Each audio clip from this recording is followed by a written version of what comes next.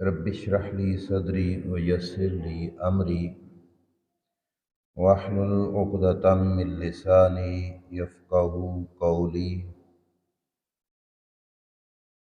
الحمد لله وحده والصلاة والسلام على من لا نبي بعده وعلى آله وأصحابه الذين أوفوا عهده. أما بعد فأعوذ بالله من الشيطان الرجيم. بسم الله الرحمن الرحيم.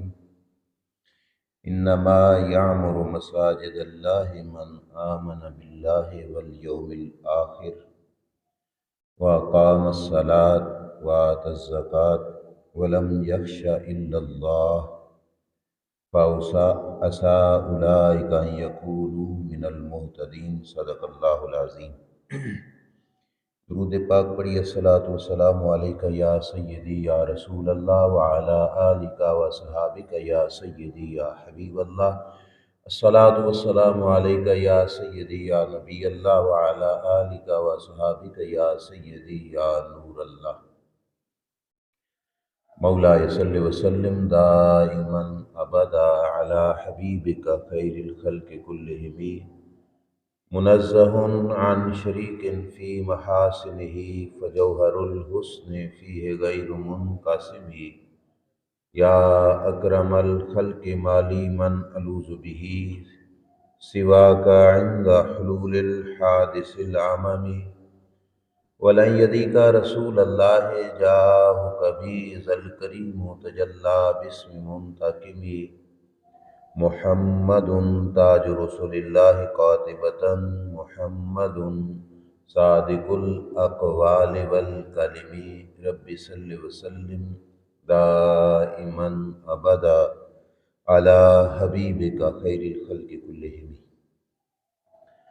اللہ تعالیٰ جل مجدہ الکریم کی حمد و ثنا اور اس کے پیارے حبیب سید المرسلین خاتم النبیین امام الانبیاء حضرت محمد مصطفیٰ احمد مجتبیٰ صلی اللہ تعالی علیہ وعلی آلہ وصحابہ کی بارگاہ میں ہدیہ درود پاک عرض کرنے کے بعد معزز سامعین السلام علیکم ورحمۃ اللہ وبرکاتہ.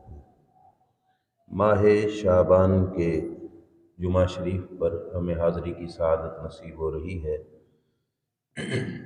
آج انتہائی اہم اور ایک خاص عنوان پر آپ حضرات سے کچھ گزارشات پیش کرنی ہیں. مسجد اللہ کا گھر ہے اور اس اللہ کے گھر کے ساتھ مومن کا تعلق کتنا سا ہے. کیا فقط نماز پڑھ لینا اور پھر چلے جانا، یا 7 دنوں کے بعد ایک جمعہ شریف ادا کر لینا، یا سال کے بعد عید پڑھ لینا، یا روز بروز اپنی فوتگیوں کے اعلان کرا لینا، اپنی ضرورت کے اعلانات مسجد سے کرا لینا. کیا یہ تعلق ہے یا مومن کا کوئی خاص تعلق ہے مسجد کے ساتھ؟ اس عنوان کے تحت آج کی معروضات پیش کی جائیں گی. مومن کا مسجد کے ساتھ جو تعلق ہے ان چیزوں کے ساتھ وجہ سے نہیں، مومن کا ایک روحانی اندرونی تعلق ہے مسجد کے ساتھ. یوں کہہ لیجئے کہ مومن کے لیے اس کے گھر سے پہلے مسجد سے رشتہ اور تعلق یہ لازمی اور ضروری ہے. یہ ہم اپنی سوچ کے مطابق نہیں، سید عالم نور مجسم صلی اللہ تعالیٰ علیہ وآلہ وسلم کی اگر سیرت پاک کو، حیات طیبہ کو ہم مطالعہ کریں تو ہمیں اسی بات کا ثبوت ملتا ہے کہ جب سرکار مدینہ صلی اللہ تعالیٰ علیہ وآلہ وسلم نے مکہ سے مدینہ کی طرف ہجرت کی، راستے کے اندر ایک مقام پر حضور نے پڑاؤ کیا، سٹے کیا. چند دنوں کا وہاں پہ پڑاؤ تھا، اسٹے تھا، لیکن سرکار مدینہ صلی اللہ علیہ وسلم نے وہاں پر مسجد تعمیر فرمائی، جس مسجد کو مسجد قباء کہا جاتا ہے۔ اور سرکار نے جس وقت وہاں سے آگے کوچ فرمایا اور مدینہ شریف کی بستی میں سرکار دو عالم صلی اللہ علیہ وسلم نے قیام فرمایا، تو یہ کوئی اختلافی مسئلہ نہیں، اس پہ سارے حضرات کا اتفاق ہے، کوئی جھگڑے کا مسئلہ نہیں ہے کہ کسی کا اختلاف ہو، سب کا اتفاق ہے کہ مدینہ شریف رہائش پذیر ہونے کے وقت اللہ کے رسول صلی اللہ علیہ وسلم نے اپنا گھر مبارک بعد میں بنایا، پہلے مسجد کی تعمیر فرمائی۔ گھر بعد میں بنایا اور مسجد کی تعمیر پہلے فرمائی۔ اس سے پتہ چلتا ہے کہ مومن کا مسجد کے ساتھ لگاؤ کتنا ہے، تعلق کتنا ہے، اور مومن کو مسجد کے ساتھ کس قدر جڑا رہنا چاہیے کہ حضور صلی اللہ تعالی علیہ وآلہ وبارک وسلم ابھی اپنا گھر، اپنا کاشانہ اقدس تعمیر نہیں کر رہے، مسجد پہلے بنا رہے ہیں۔ مسجد کے ساتھ مومن کا یہ تعلق، اور ایک حدیث پاک آپ حیران رہ جاؤ گے، ہمارے آقا صلی اللہ تعالی علیہ وآلہ وسلم کا جو زندگی پاک کا انداز ہے، یہ بخاری مسلم کی صحیح روایت ہے۔ کعب بن مالک رضی اللہ تعالیٰ عنہ روایت کرتے ہیں کہ سرکار دو عالم صلی اللہ تعالیٰ علیہ وآلہ وسلم جب بھی کسی سفر سے سرکار کی واپسی ہوتی، کہیں گئے ہوتے اور واپس مدینہ شریف تشریف آوری ہوتی، تو سرکار اپنے گھر بعد میں جاتے، پہلے مسجد میں تشریف لے کے جاتے۔ اب سفر سے واپسی یا بندہ پردیس میں رہتا ہو، وہاں سے واپسی ہو، تو بندے کو اپنے گھر والوں سے ملنے کی سب سے زیادہ چاہ ہوتی ہے، سب سے زیادہ کوشش ہوتی ہے کہ میں پہلے اپنے گھر میں جاؤں۔ ایسا شخص گلی میں بھی کسی کو مل جائے تو لوگ اسے روک کے کھڑے نہیں ہوتے کہ پردیس سے آ رہا ہے، سفر سے آ رہا ہے، گھر والوں سے تو مل لے۔ لیکن رسول اکرم صلی اللہ تعالیٰ علیہ وآلہ وسلم کے بارے میں ہے، فیضا قادمہ بادہ بالمسجد، جب حضور سفر سے واپس تشریف لاتے تو گھر بعد میں جاتے، پہلے مسجد میں تشریف لے کے جاتے۔ اور مسجد کے اندر جانا، جیسے آپ کسی اپنے دوست کے، عزیز کے، پیارے کے گھر میں جاتے ہو تو ہم کوئی نہ کوئی تحفہ لے کے جاتے ہیں، فروٹ لے لیے، مٹھائی لے لی، بچے ہیں تو ان کے لیے کپڑے وغیرہ لے لیے۔ مسجد اللہ کا گھر ہے، اور اللہ کی بارگاہ میں یہ کھانے پینے کی چیزیں، پہننے کی چیزیں تو تحفے میں نہیں چلتی۔ مسجد کے اندر داخل ہوتے وقت رسول اکرم صلی اللہ تعالیٰ علیہ وآلہ وسلم نے بھی ایک تحفہ مقرر کیا اس اللہ کے گھر کے لیے۔ وہ کیا تھا؟ فرمایا جوں ہی سرکار مسجد میں تشریف لے جاتے، فصلی فیہ رکعتین، سرکار 2 رکعت نفل تحیت المسجد ادا فرماتے۔ تحیت المسجد، تحیہ کا معنی بھی تحفہ ہے، مسجد کا تحفہ۔ اور مسجد کا تحفہ کیا ہے کہ مسجد میں انٹری کے بعد بیٹھنے سے پہلے اللہ کے پیارے محبوب صلی اللہ تعالیٰ علیہ وآلہ وسلم 2 رکعت نماز نفل ادا فرما رہے ہیں۔ یہ ہے مومن کا مسجد کے ساتھ تعلق کہ گھر والوں سے بھی پہلے مسجد کی فکر ہے۔ اور ایک بخاری شریف کی وہ حدیث پاک جس کے اندر رسول کریم صلی اللہ علیہ وسلم نے 7 ان خوش نصیب لوگوں کا ذکر کیا، 7 بندوں کا، یہ بھی پھر کبھی ہم ایک موضوع بیان کریں گے، لیکن آج ان 7 میں سے ایک بندہ، وہ سرکار نے 7 خوش نصیب بتائے تھے کہ یہ وہ خوش نصیب ہوں گے کہ بروز حشر جب آسمان سے کڑاکے کی دھوپ پڑ رہی ہوگی اور لوگ گرمی کی شدت کی وجہ سے بلبلا رہے ہوں گے، اس وقت اس شدید گرمی میں جن بندوں کو اللہ کریم اپنی رحمت کا ٹھنڈا سایہ نصیب فرمائے گا، وہ لوگ 7 ہیں، اور ان 7 میں سے ایک وہ بندہ ہے جس کے بارے میں حضور نے یہ لفظ بولے کہ راجل قلبہ معلق بالمسجد، کہ وہ شخص جس کا دل مسجد میں لٹکا ہوا ہے۔ وہ شخص جس کا دل مسجد میں لٹکا ہوا ہے، فرمایا وہ شخص بروز حشر اللہ کی رحمت کے سائے کے نیچے ہوگا، گرمی میں نہیں ہوگا، تپش میں نہیں ہوگا، پریشانی میں نہیں ہوگا، وہ بروز حشر اللہ کی رحمت کے سائے میں ہوگا، مسجد میں جس کا دل لٹکا ہوا، مسجد میں دل لٹکا ہوا۔ آپ نے بھی مسجدیں دیکھی، ہم نے بھی دیکھی، ہمیں مسجدوں میں پنکھے لٹکے ہوئے، اشتہار لٹکے ہوئے، پینا فلیکس لٹکے ہوئے، گھڑیال لٹکے ہوئے نظر آتے ہیں۔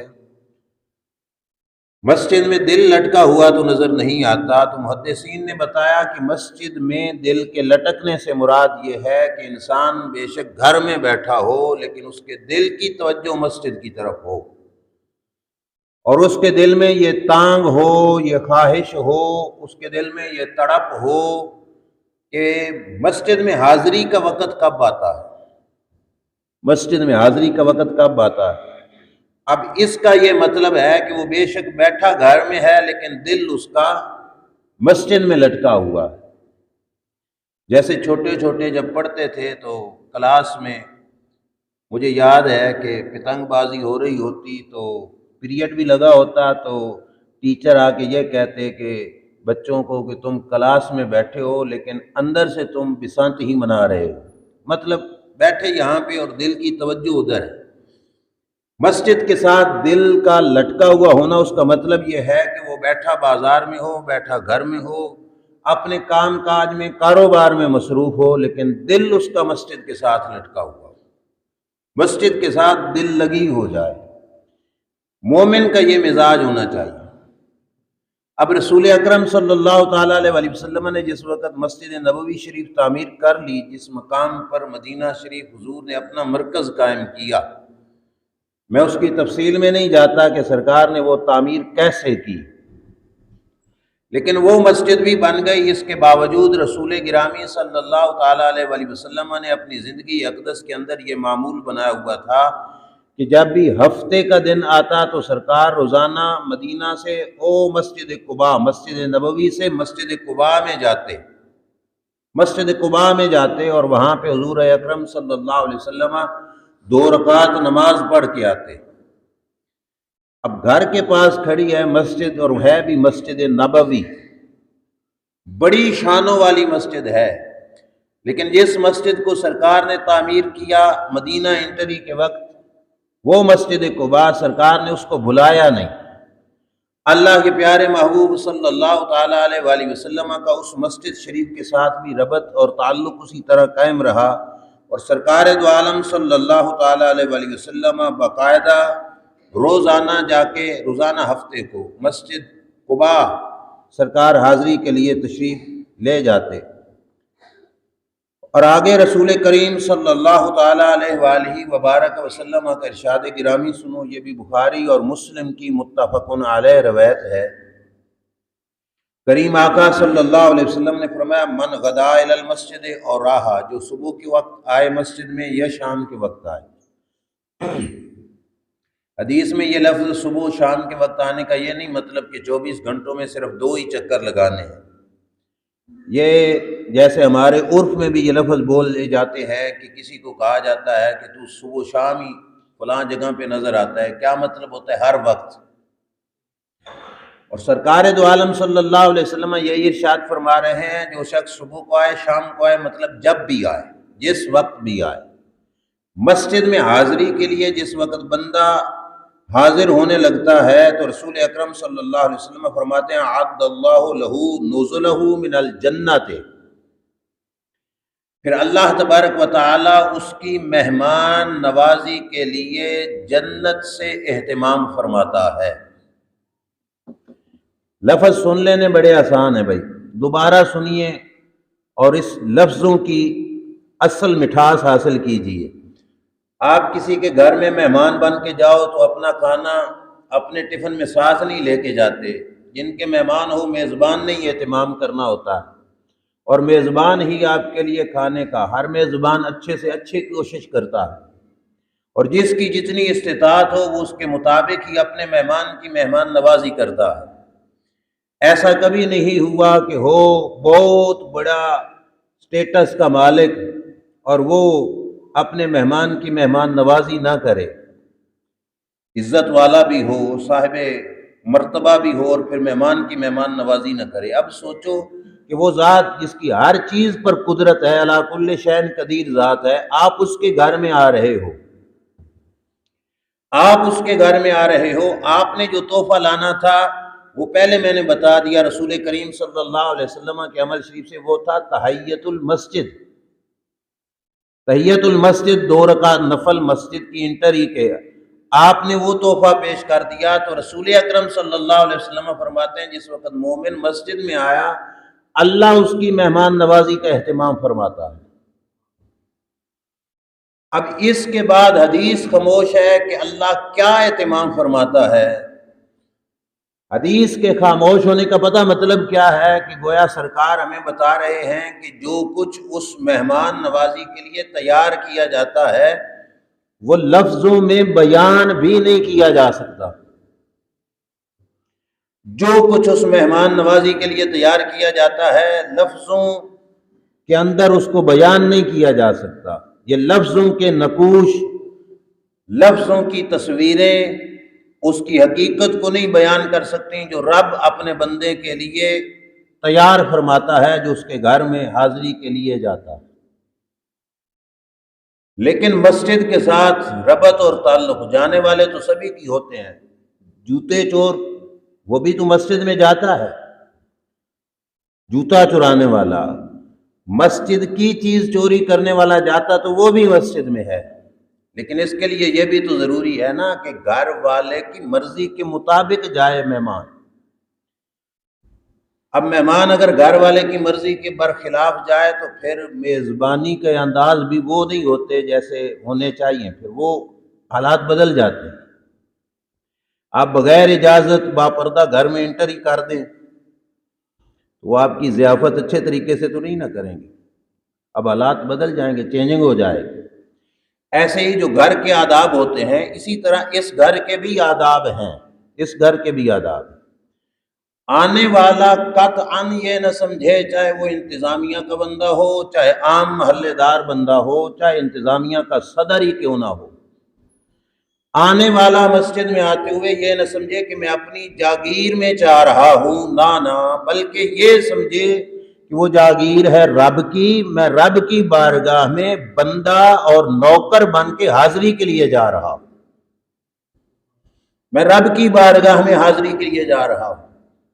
مسجد نبوی سرکار کی ذاتی تعمیر ہے، سرکار نے اس کی زمین کی رقم بھی ادا فرمائی تھی، لیکن اس کے باوجود بھی جب مسجد میں حاضری کا وقت ہوتا تو رسول کریم صلی اللہ تعالی علیہ وآلہ وبارک وسلم کے چہرہ اقدس کا رنگ مبارک بدل جاتا اور فرماتے بڑی بارگاہ میں حاضری کا وقت ہے، بڑی بارگاہ میں حاضری کا وقت ہے۔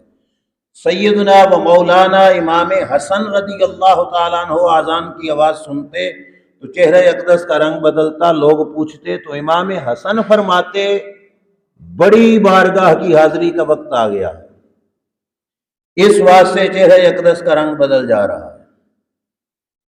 مسجد جاگیر کسی کی بھی نہیں، کسی کی جاگیر نہیں، شریعت کا مسئلہ ہے، جو زمین جتنی بھی پیمائش کی ہو، جس پیمائش کی بھی ہو، ایک بندے نے، مالک نے جس وقت اس زمین کو اللہ کے گھر کے لیے وقف کر دیا، اللہ کے گھر کے لیے وقف کر دیا، اس وقت سے لے کر قیامت تک اس زمین کے انچ کے کروڑویں حصے کا بھی وہ خود مالک نہیں، نہ انتظامیہ نہ وہ شخص مالک ہے۔ کیوں؟ کیونکہ اب یہ گھر ہے رب کا، اور کتنی سی زمین ہوگی، صرف یہ سطح زمین نہیں، شریعت کا مسئلہ ہے، نیچے جاؤ تو تحت الثری تک وہ جگہ مسجد ہے، اوپر جاؤ تو عرش اعلیٰ تک وہ جگہ مسجد ہے، اوپر جاؤ تو عرش اعلیٰ تک وہ جگہ مسجد ہے۔ پہلا فلور، دوسرا، تیسرا، چوتھا، آپ اس میں 50 منزلیں بنا لیں، 50ویں منزل کو بھی وہی احترام کا حق حاصل ہوگا جو پہلی منزل کو احترام کا حق حاصل ہے۔ نیچے چلے جاؤ بیسمنٹ میں تو بیسمنٹ جتنی نیچے کھودتے چلے جاؤ، نیچے سے نیچے جو بھی منزل آئے گی وہ مسجد ہی ہوگی۔ مسجد کے لیے وقف کی جانے والی زمین کے اندر انتظامی بھی اپنی مرضی سے ترمیم نہیں کر سکتا۔ مطلب یہ کہ اب یہ جگہ 5-6 صفحے مسجد کے لیے وقف کر دی گئی، بعد ازاں جی انتظامیہ خیال کرے جی ہم اس کی ایک سائڈ پہ ایک روم بنا لیتے ہیں، اجازت نہیں، مسجد میں ترمیم نہیں کی جا سکتی۔ ہاں ایک ہے مسجد، ایک ہے فنائے مسجد، ایک جگہ مسجد کے لیے وقف کر دی، ایک ہے کہ یہ وضو خانے کی جگہ ہے، یہ سٹور ہے، یہ شروع میں ابتدا میں جب بن گیا تو ٹھیک، بعد ازاں جس وقت اس طرح مسجد کا حال تعمیر ہو جائے تو اس کے بعد خود مالک مکان جس نے وقف کیا تھا اس کو بھی اختیار نہیں رہتا۔ یہ مسائل بتانے والا تو موضوع نہیں تھا، لیکن یہ فقط اس خاطر عرض کر رہا ہوں کہ مسجد کے ساتھ مومن کا ربط اور تعلق اس انداز کا نہیں کہ مومن مسجد کو ذاتی جاگیر سمجھے، مومن کو مسجد سے ایک روحانی اور ایک قلبی لنک ہے، تعلق ہے۔ اللہ کے رسول صلی اللہ تعالیٰ علیہ وآلہ وسلم اپنے امتیوں کے لیے اسی تعلق کا اہتمام فرماتے ہیں۔ اب اگلی روایت سنو، حیران ہو جاؤ گے، مسجد کے ساتھ مومن کا تعلق کیا ہے۔ حدیث ہے بخاری شریف کی اور راوی ہیں حضرت انس رضی اللہ تعالیٰ عنہ۔ ان انس ران نبی صلی اللہ علیہ وسلم نحامۃ فی القبلہ تھے، اللہ کے رسول صلی اللہ علیہ وسلم مسجد شریف میں تشریف لائے اور قبلہ کی دیوار پر سرکار نے تھوک دیکھی، کسی نے پھینکی تھوک، قبلہ کی دیوار پہ لگی ہوئی حضور علیہ الصلوۃ والسلام نے دیکھی۔ اب سٹیٹس اور منصب دیکھیے اس ہستی کا کہ جن کی سواری کی رکابیں فرشتوں کا سردار جبریل امین پکڑ کے چلے، وہ خالی نوکری نہیں سمجھتا، اپنے لیے فخر سمجھتا ہے۔ اس بلند و بالا مقام کی ہستی کہ جن کی مقتدی بن کر آدم علیہ السلام سے لے کے عیسیٰ علیہ السلام تک انبیاء نماز پڑھیں تو وہ فخر کرتے ہیں کہ ہم ان کے مقتدی ہیں۔ جن کے لواء الحمد والے جھنڈے کے سائے میں جس نبی کو جگہ ملے وہ فخر کرتے ہیں کہ ہمیں اس نبی کے جھنڈے کے نیچے جگہ ملی۔ وہ نبی کتنا بڑا مقام و مرتبہ، اور اللہ کے رسول صلی اللہ علیہ وسلم نے مسجد کی دیوار پر تھوک لگا دیکھا تو فشکا ذالک علیہ حتی رویا فی وجہہ، سرکار دو عالم صلی اللہ علیہ وسلم کو یہ چیز برداشت نہیں ہوئی، یہ چیز برداشت نہیں ہوئی اور سرکار نے اس چیز کو ناپسند کیا، اور صحابہ کہتے ہیں ناپسندیدگی کے اثرات حضور کے چہرے سے نظر آئے، پتہ چلا کہ سرکار کو یہ چیز ناگوار گزر رہی ہے۔ اگلے لفظ بڑے پیار ہیں، فقام، سرکار اٹھے، فحقہ بیدہ، حضور نے اپنے دست اقدس سے اس تھوک کو صاف کیا، اپنے ہاتھوں سے، وہ ید اللہ والے ہاتھوں سے، ان ہاتھوں سے جن ہاتھوں سے صحابہ بیعت کرتے ہیں، تو اللہ تبارک فرماتا ہے کہ اے محبوب انہوں نے آپ کے ہاتھ پر نہیں، انہوں نے رب کے ہاتھ پر بیعت کی، ان ہاتھوں سے جن ہاتھوں کو رب ید اللہ فرماتا ہے کہ یہ تو اللہ کا دست قدرت ہے،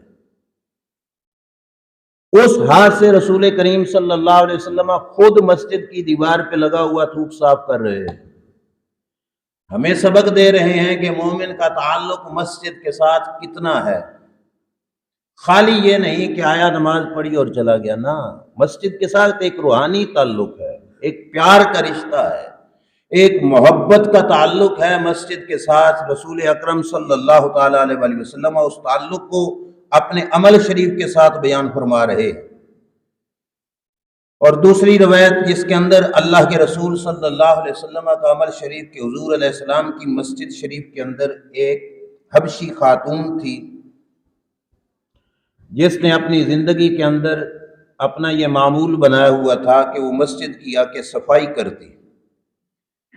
حدیث کے راوی ہیں حضرت ابو ہریرہ رضی اللہ تعالیٰ عنہ، اور وہ روایت کرتے ہوئے فرماتے ہیں یا تو خاتون کی بات ہے یا یہ ایک نوجوان تھا حبشی، اس کی بات ہے، مطلب راوی کو ڈاؤٹ ہے، انہوں نے دیانت داری کرتے ہوئے دونوں چیزیں بیان کی کہ یا ایک خاتون کی بات ہے یا ایک نوجوان تھا اس کی بات ہے۔ مسجد نبوی شریف کی صفائی کو اپنے ذمے لے کر وہ صفائی کرتے تھے۔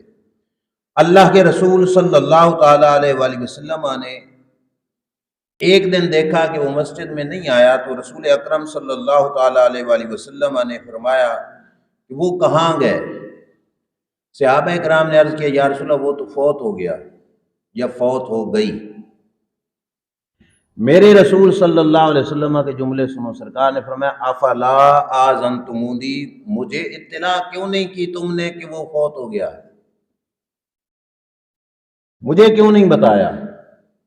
اب حدیث کے لفظ ہیں، کالا راوی کہتے ہیں فکانہم صغروا امرہا و امرہو، ہو سکتا ہے نہ بتانے کی وجہ یہ ہو کہ اس کو نارمل سمجھا ہوگا، معمولی آدمی ہے، کوئی نہیں، جنازے کی یا اس کی موت کی خبر حضور کو دینے کی کیا ضرورت ہے، یہ تو عام سا بندہ ہے، شاید بھائی اس وجہ سے حضور اکرم صلی اللہ علیہ وسلم کو نہیں بتایا گیا۔ تو سرکار نے فرمایا کہ مجھے کیوں نہیں بتایا؟ تو معاملہ یہ تھا کہ اس وجہ سے حضور علیہ السلام کو اطلاع نہیں کی گئی۔ اب تو وہ فوت ہو چکا تھا، جنازہ بھی ہو چکا تھا، تدفین بھی ہو چکی تھی، دفن بھی ہو چکا ہے۔ اللہ کے پیارے محبوب صلی اللہ تعالیٰ علیہ وآلہ وسلم فرماتے ہیں دلونی علی قبرہ، مجھے بتاؤ تم نے اس کی قبر کہاں پہ بنائی؟ صحابہ اکرام علیہ رضوان نے حضور اکرم صلی اللہ علیہ وسلم کو مسجد کے خادم، مسجد کے نوکر، مسجد کی صفائی کرنے والے کی مزار کا پتہ دیا کہ یا رسول اللہ فلاں جگہ پہ مزار بنائی ہے۔ حدیث کے لفظ سنو، سرکار چل کر اس کی مزار پہ گئے، جو جنازہ ہو چکا تھا، لیکن سرکار نے دوبارہ اس کی قبر پہ کھڑے ہو کر 4 تکبیریں نماز جنازہ ادا فرمائی۔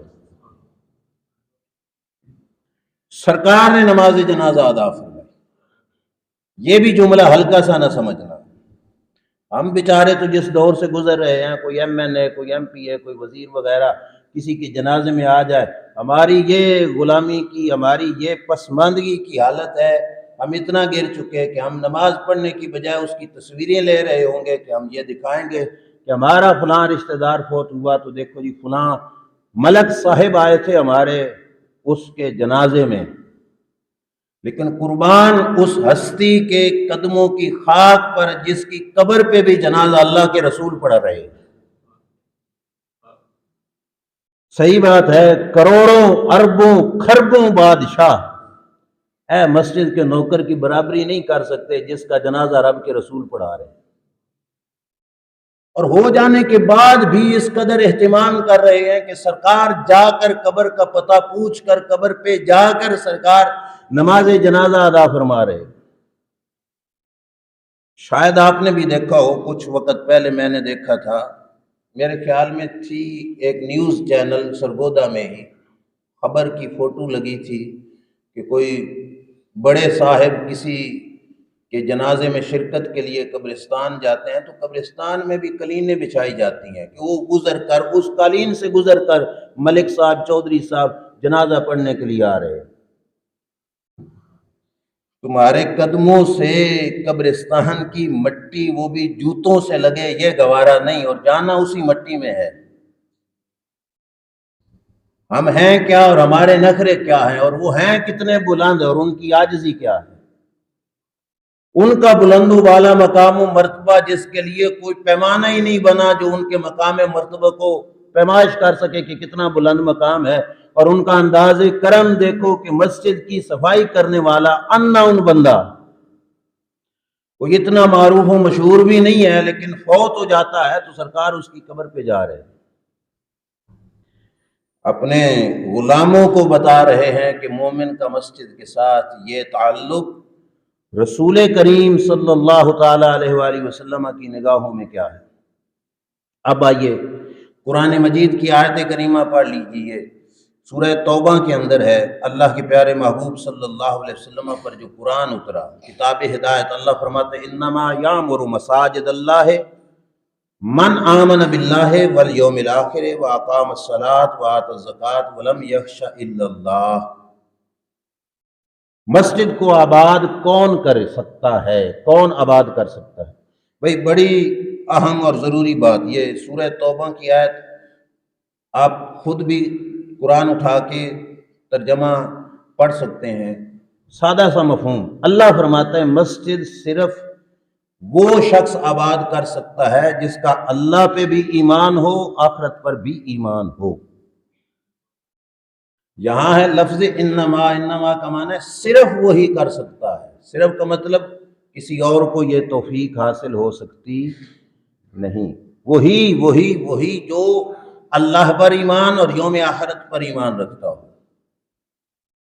اب کہنے کو ہم سارے، میرے سمیت ہم کہیں گے ہمارا اللہ پہ بھی ایمان ہے، یوم آخرت پہ بھی ایمان ہے، آگے ہے وَأَقَامَ الصَّلَاةَ، نماز بھی پڑھتا ہو، وَآتَ الزَّکَاةَ، اور زکوٰۃ بھی دیتا ہو، کہنے کو یہ سارا کچھ کہہ دیں گے، لیکن ربط اور تعلق جو قرآن نے بتا دیا پھر پہچان نہ ہو تو اسی انداز میں پہچان ہو جاتی ہے کہ کیا یہ ساری چیزیں ہمارے اندر موجود ہیں۔ تو پھر مسجد کی آبادی کے لیے، مسجد کی آباد کرنے کا کیا ہمارے دل کے اندر مزاج ہے یا نہیں ہے؟ اب میں معذرت کے ساتھ عرض کرتا ہوں کہ اگر سال کے بعد عید آئے اور وہ بھی ہم گھر بیٹھے انتظار میں ہوں کہ کب اللہ اکبر ہوتی ہے اور ہم بھاگ کر مسجد میں پہنچ کر 2 رکعتیں اوکھی سوکھی پڑھ کر جوتے اٹھا کے پھر بھاگ کے نکل جاتے ہیں، تو ہمارا کیا تعلق ہے مسجد کے ساتھ؟ 7 دنوں کے بعد نماز جمعہ آئے اور ہم خطبے کا انتظار کر رہے ہوں کب خطبہ شروع ہوتا ہے اور ہم مسجد میں جاتے ہیں۔ کسی کی جاگیر نہیں مسجد، تم کسی کے گھر میں نہیں آ رہے، نہ میری خاطر، نہ کسی انتظامیہ کی خاطر، نہ قاری صاحب کی خاطر، نہ کسی چودھری صاحب کی خاطر۔ آپ نے آنا ہے تو اس کی خاطر آنا ہے، اس کی ذات کی خاطر آنا ہے، اور نظر اس کی ذات پر ہو، اور وہ ذہن میں تعلق رکھ کر جس بندے نے حاضری دی، قسم بخدا، قسم بخدا، یہ ایک مرکز ہے، مرکز مومن کے لیے مسجد۔ اگر یہاں کی حاضریاں پوری ہوتی ہیں تو ہمیں دنیا کے دھکے کھانے کی لوڑ کوئی نہیں تھی، یہ حاضری پوری ہوتی۔ علامہ اقبال نے بڑے درد سے کہا تھا کہ مسجد تو بنا دی پل بھر میں ایمان کی حرارت والوں نے، من اپنا پرانا پاپی تھا برسوں میں نمازی بن نہ سکے۔ خالی تعمیر، خالی 4 دیواری، خالی یہ سارا کچھ ہو جائے نا، آبادی کے لیے ایک روحانی قلبی تعلق مسجد کے ساتھ، مسجد مومن کے لیے یہی ہمارا ایوان اسمبلی بھی ہے مسلمان کے لیے، یہی پارلیمنٹ بھی ہے، یہی ایوان صدر بھی ہے، یہی دارالخلافہ بھی ہے، یہیں سے امور دنیا کا حل ہوتا تھا۔ یہ 2 چیزیں جڑی ہوئی تھیں، منبر و محراب اور تخت و تاج۔ تخت و تاج اور منبر و محراب یہ آپس میں جڑے ہوئے تھے۔ اب یہ بڑے درد کی باتیں ہیں، کیا کیا حصہ ہم کھول کے بیٹھیں۔ خلفائے راشدین کا زمانہ، حضور علیہ الصلوۃ والسلام کے وصال شریف کے بعد جو مصلی کا امام ہوتا تھا، ملک کا صدر وہی ہوتا تھا۔ مسجد کا امام ملک کا صدر، ملک کا صدر مسجد کا امام۔ تخت و تاج اور منبر و محراب میں اتنا گہرا تعلق تھا، اور یہی مرکز تھا جس سے صدائے حق بلند ہوتی تھی، اور قیصر و کسریٰ کے بادشاہ لرز جاتے تھے۔ وہ کسی خاص پارلیمنٹ سے نہیں آواز بلند ہوتی، مسجد سے ہی آواز بلند ہوتی۔ وہ آپ نے مشہور روایت سنی ہے نا کہ حضرت عمر مسجد کے منبر پہ خطبہ دے رہے تھے اور بول پڑے یا ساریہ الجبل الجبل۔ مشہور بات ہے کہ مسجد کے منبر سے بولے تھے ساریہ پہاڑ کی اوٹ میں ہو جاؤ، پہاڑ کی اوٹ میں ہو جاؤ۔ ساریہ تو لشکر کا سپاہ سالار تھا اور لشکر اپنے کام کے لیے جنگ پہ جا کے لڑ رہا تھا، حضرت عمر مسجد میں تھے، پر لشکر کی کمانڈ عمر فاروق مسجد سے کر رہے ہیں۔ مسجد مرکز ہے ہمارا، مسجد خالی مسجد پوشیدگیوں کے اعلان کے لیے نہیں، گم شدہ چیزوں کے اعلان کے لیے نہیں، 7 دنوں کے بعد یا سال کے بعد یہ فقط 2-4 رکعتیں پڑھ کر نکل جانے کی نام نہیں۔ یہ مسجد ایک اس رب کے ساتھ روحانی تعلق کے جوڑنے کا مقام ہے، اور یہ مسجد ہمارے معاشرے کے تمام تر معاملات کو سدھارنے کے لیے بہت بڑا ذریعہ ہے۔ ایک ہی صف میں کھڑے ہو گئے محمود و ایاز، نہ کوئی بندہ رہا نہ کوئی بندہ نواز۔ کیا کیا سبق مالک یہاں سے دیتا ہے۔ وہ دیکھو باہر جاؤ، فرق ہوتا ہے، کوئی اونچی کرسی پہ بیٹھا ہے، کوئی نیچے بیٹھا ہے، کوئی اس سے نیچے بیٹھا ہے، کوئی اس سے پیچھے بیٹھا ہے۔ اور یہاں کیا ہے، کوئی جتنا بڑا ہے ایک ہی صف میں کھڑے ہو گئے محمود و ایاز۔ محمود بادشاہ ہے، ایاز اس کا غلام ہے، پر مطلب کیا کہ مالک ہے یا غلام ایک ہی صف میں کھڑے ہو گئے، نہ کوئی بندہ رہا نہ کوئی بندہ نہ ہوا۔ مسجد کے ساتھ یہ خاص ربط اور تعلق، اور مسجد کا مسلمان کے لیے حقیقی مرکز ہونا یہ لازمی اور ضروری ہے۔ جس وقت اس سوچ کے ساتھ مسجد میں آنے والا آئے گا اور مسجد کے ساتھ ربط اور تعلق ہوگا، پھر مسائل کے سارے حل مسجد میں موجود ہیں۔ علامہ اقبال نے پیرس کے اندر ایک بنی مسجد دیکھی، آپ وزٹ کر سکتے ہیں انٹرنیٹ پہ بھی، ویسے علامہ اقبال کے کلام میں بھی ہے۔ پیرس کی مسجد بڑی خوبصورت، بہت عالی شان تعمیر ہوئی۔ اب ہر دیکھنے والے کا انداز مختلف ہوتا ہے، ہم بھی وزٹ کرنے کے لیے مختلف مساجد کو دیکھتے ہیں، اور پھر ہمارا سوچ کا زاویہ بھی یہ ہوتا ہے بڑی سونی بنی جی، یہ ہوا وہ ہوا، اتنا قیمتی فانوس لگا ہے، اتنی قیمتی قالین پڑا ہوا ہے، پر جو بڑے لوگ ہیں وہ کسی اور نگاہ سے دیکھتے ہیں۔ وہ مسجد پیرس کی مسجد، اور بڑی خوبصورت مسجد بنی ہوئی۔ علامہ اقبال جس وقت اس مسجد میں گئے اور مسجد کی خوبصورتی سارا کچھ دیکھا، تو اس فقیر نے جو کہا بڑی پیارے جملوں میں ارشاد کیا، کہا میری نگاہ کمال ہنر کو کیا دیکھے۔ یہ فارسی نہیں اردو ہے، میری نگاہ کمال ہنر کو کیا دیکھے، کہ حق سے یہ حرم مغربی ہے بیگانہ، حق سے یہ حرم مغربی ہے بیگانہ۔ تھوڑی سی وضاحت، حق سے کہ سچ سے، یہ حرم مغربی، یہ مغرب کا گھر ہے، مغرب کا، مغرب سمجھتے ہیں نا، یورپی، افرنگی کا گھر ہے، فرمایا افرنگی کا گھر ہے مسجد۔ مسجد کو کہہ دیا علامہ اقبال نے، یہ کسی مولوی پہ نہ کہنا کہ یہ مولوی ہوتے ہی چھوٹی سوچ کے مالک ہے، علامہ کہہ رہے ہیں حق سے یہ حرم مغربی ہے بیگانہ۔ کہا حق نہیں ہے اس مسجد میں تو پھر یہ حق سے خالی ہے، تو یہ حرم مغربی ہے، اللہ کا گھر نہیں ہے۔ وقت تھوڑا ہے، بہت افسوس ہے، ورنہ میں قرآن بھی پڑھتا تو پتہ چلتا کہ علامہ نے اپنی مرضی سے نہیں بولا، یہ تو قرآن سے ثبوت ہے۔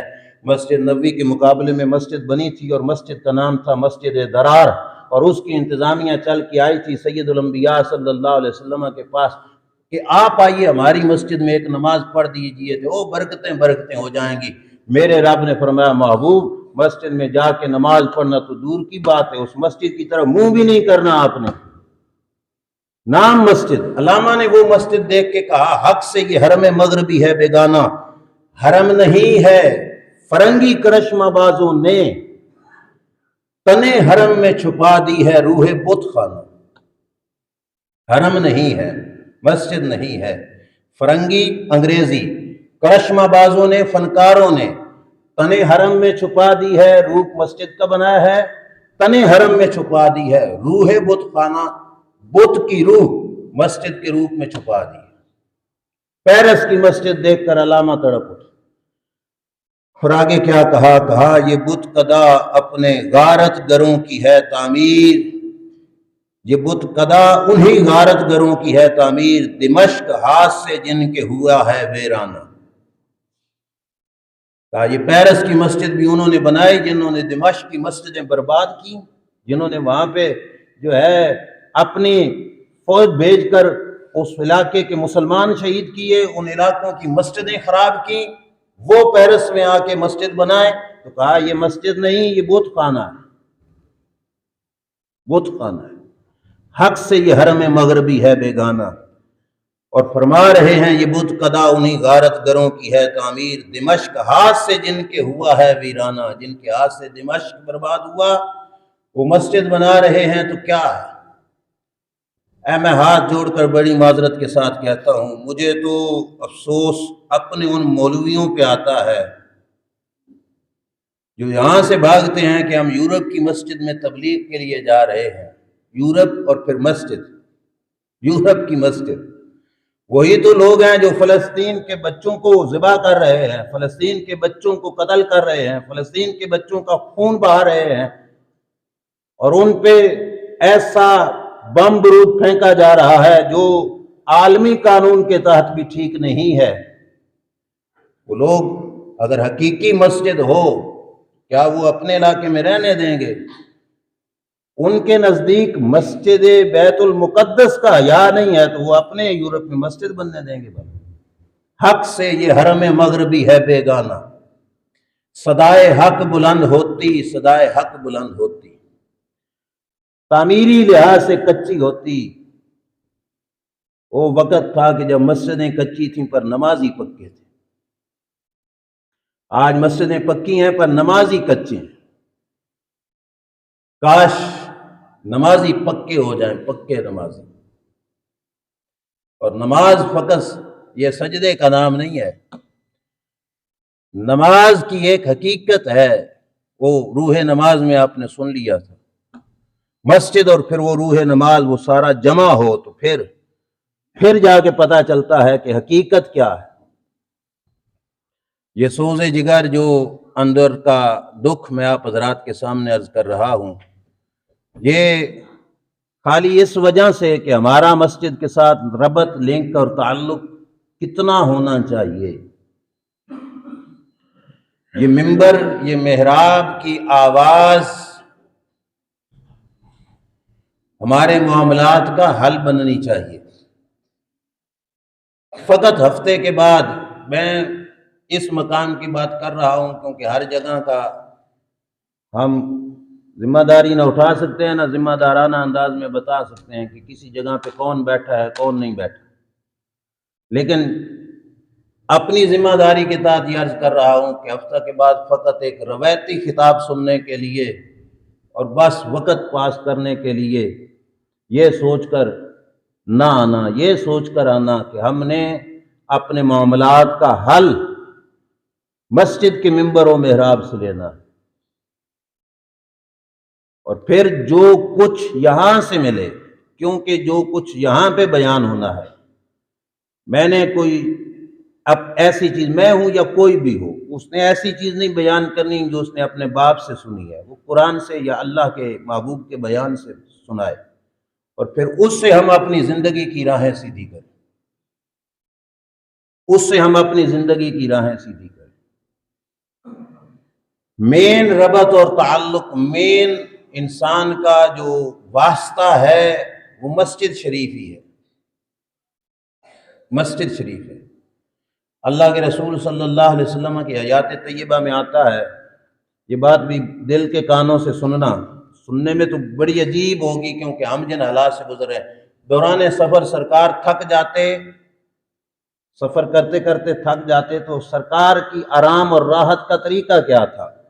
ہم تو سوچ گئے، راحت کی، آرام کر لیا، کوئی دوا کھا لی، چائے پی لی، لیکن سرکار کا کیا طریقہ تھا؟ حدیث پاک کے لفظ ہیں، سرکار فرماتے ارحنا یا بلال بالصلاۃ، بلال اذان پڑھنا، نماز پڑھیں تاکہ نماز سے ہمیں سکون اور راحت حاصل۔ میری آنکھوں کی ٹھنڈک نماز، فرمان رسول صلی اللہ علیہ وسلم۔ اور مسجد، سرکار نے تو خود فرما دیا تھا جعلت لی الارض مسجدا وطہورا، یہ میری خصوصیت ہے، سرکار نے اپنے بارے میں فرمایا میرے وجہ سے میرے رب نے سارے روئے زمین کو مسجد بنا دیا۔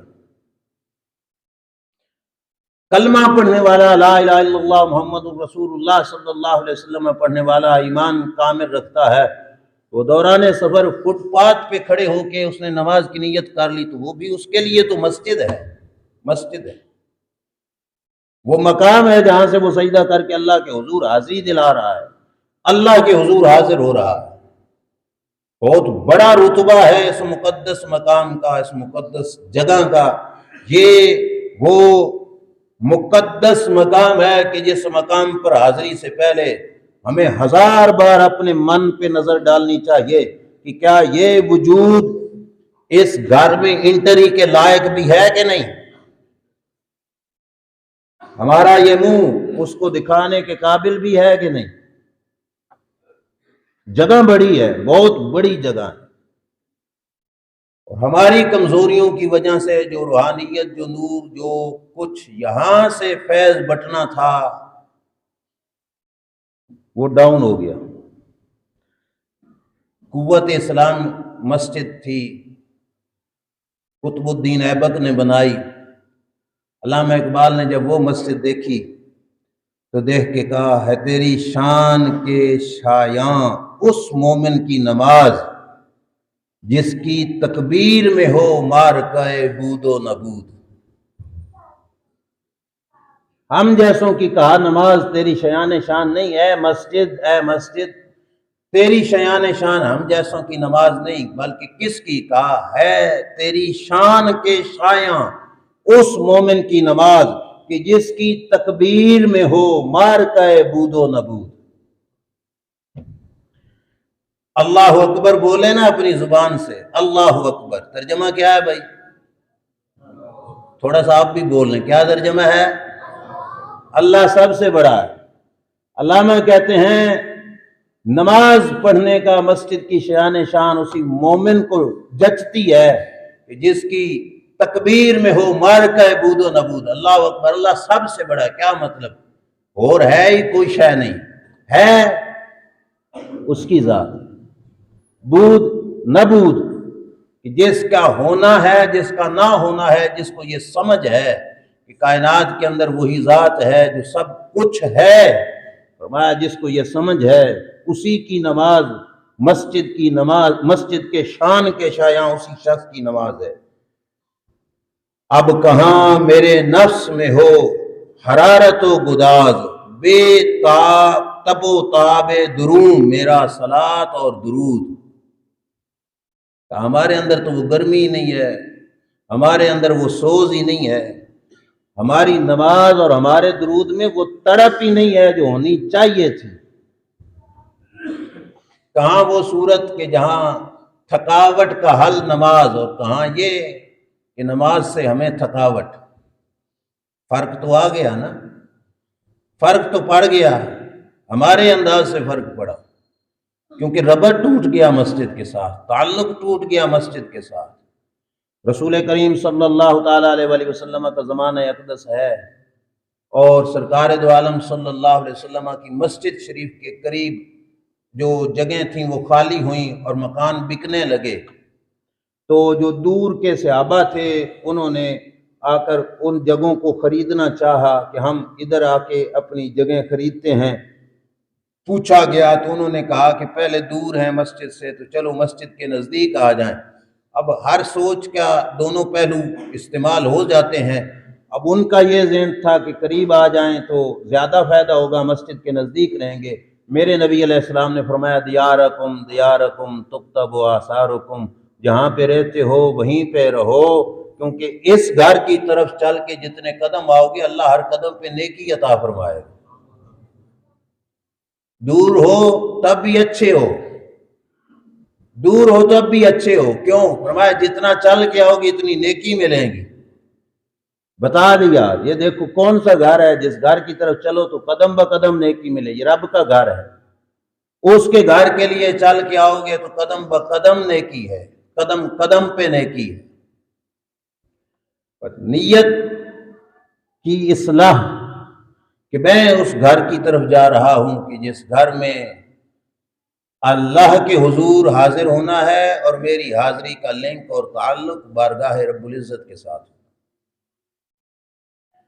وقت اینڈ پہ جا پہنچا، آخری بات اور اس کے بعد میں گفتگو سمیٹتا ہوں۔ امام اعظم ابو حنیفہ علیہ رحمہ کا دور تھا، اور بات سمجھ تب آئے گی، آپ نے پورا ذہن حاضر رکھنا ہے۔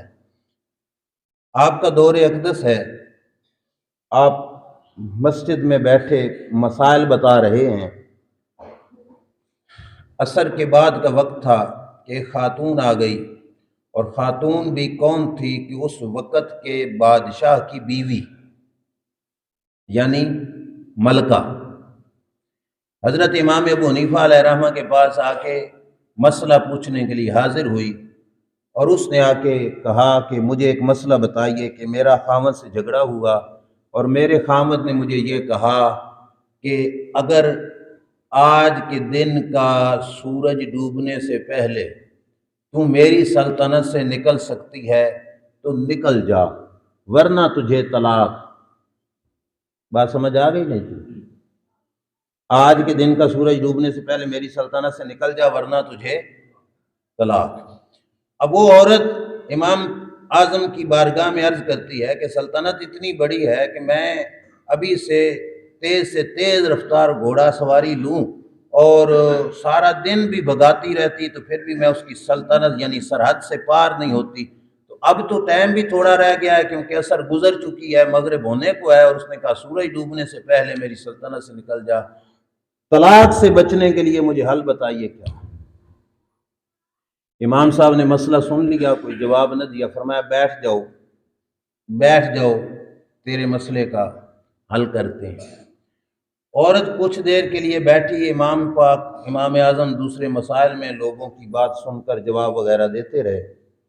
جس وقت سورج مزید مغرب کی جانب گیا تو اس خاتون کو مزید تانگ ہوئی، بھائی سورج ڈوب گیا تو مجھے طلاق ہو جائے گی۔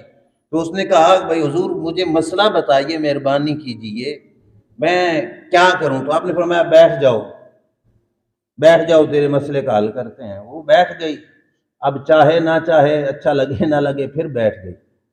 امام اعظم ابو حنیفہ اور مسائل بتاتے رہے، سورج بالکل ڈوبنے کے قریب ہوا تو اب عورت نے تھوڑا شور شرابہ کر کے کہا بھائی میرے مسئلے کا حل، تو فرمایا بیٹھ جاؤ تیرے مسئلے کا حل کرتے ہیں۔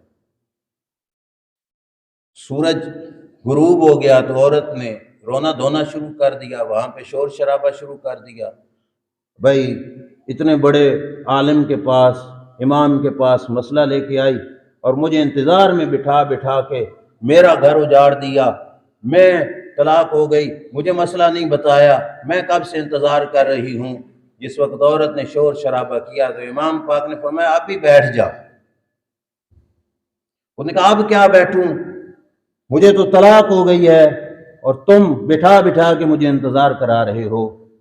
امام اعظم ابو حنیفہ علیہ رحمہ نے فرمایا جاؤ تجھے طلاق نہیں ہوئی۔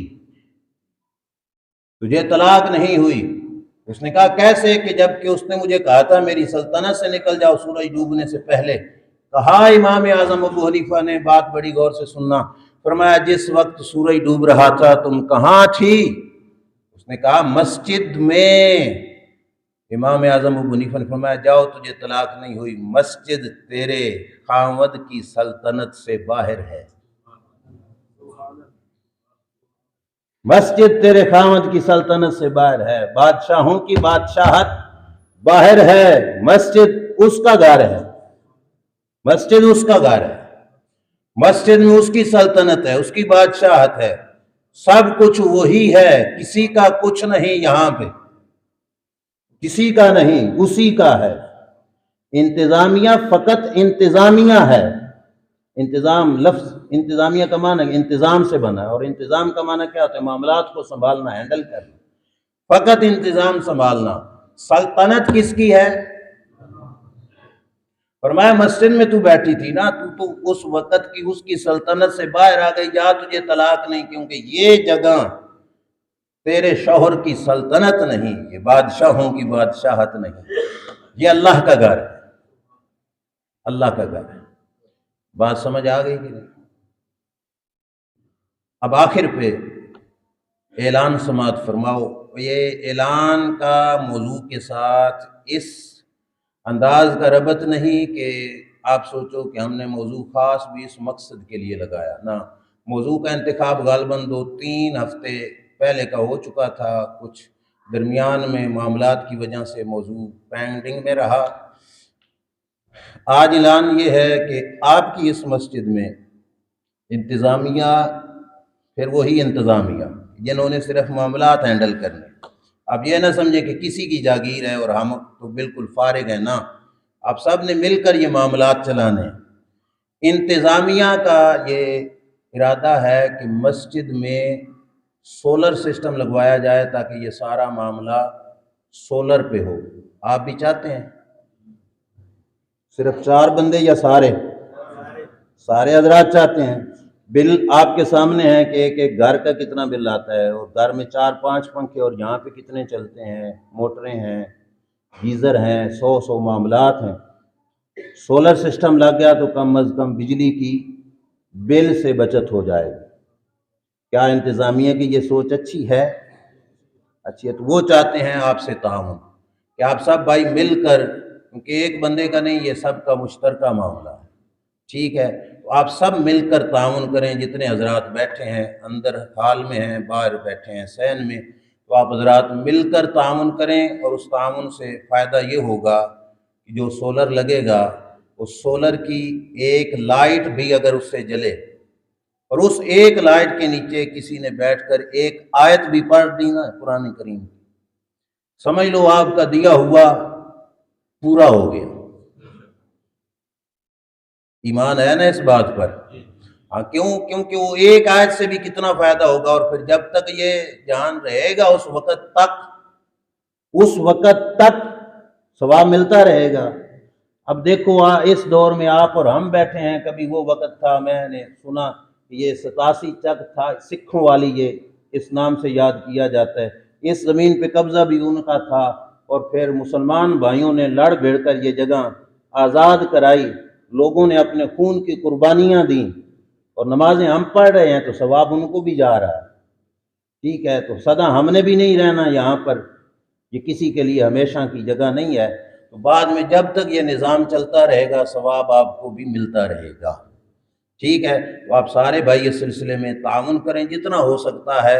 اگر کوئی بھائی اپنی طرف سے صاحب اختیار جو ہے اس کا نصف حصہ، چوتھا حصہ یا 8واں حصہ اپنے ذمے لیتا ہے، وہ بھی انتظامیہ سے مل کر جو ہے اس سلسلے میں تعاون کریں، آپ کی مہربانی ہوگی، اور اس سلسلے میں کوشش کریں تاکہ رمضان شریف میں یہ معاملہ حل ہو جائے۔ اللہ تعالیٰ آپ کو مجھے عمل کی توفیق عطا فرمائے۔